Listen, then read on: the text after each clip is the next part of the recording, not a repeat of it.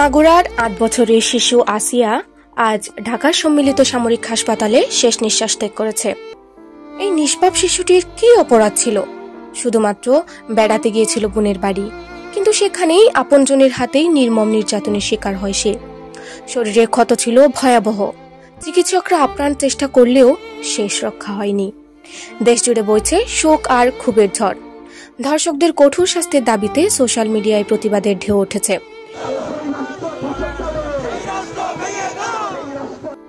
প্রধান উপদেষ্টা অধ্যাপক ডক্টর মোহাম্মদ ইউনূস গভীর শোক প্রকাশ করেছেন এবং দ্রুত বিচার নিশ্চিতের নির্দেশ দিয়েছেন। বাংলাদেশ সেনাবাহিনী শোকসন্তপ্ত পরিবারের পাশে থাকার প্রতিশ্রুতি দিয়েছেন এবং সর্বোচ্চ সহায়তা দেওয়ার আশ্বাস দিয়েছেন। আসিয়ার মা কাঁদতে কাঁদতে বলেছিলেন, আমার মায়াটা যদিও বাঁচে, ওর কেরিয়ার তো শেষ, ওরে কে নিবে? সমাজে মুখ দেখাবো কেমনি? কিন্তু এখন তাকে আর ভাবতে হবে না। আসিয়া এই নির্মম সমাজের কলঙ্ক থেকে চিরতরে মুক্তি নিয়েছে।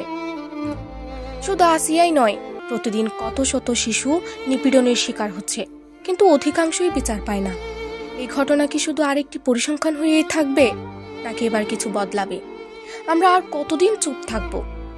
মেয়েদের ধর্ষণ যদি একমাত্র ঠিকানা হয়, তাহলে মেয়ে হয়ে জন্মানোটা এই দেশে একটা চরমতম অপরাধ। ধর্ষকদের দৃষ্টান্তমূলক শাস্তি নিশ্চিত করতে হবে, যাতে আর কোনো আসিয়াকে এমন পরিণতি বরণ করতে না হয়।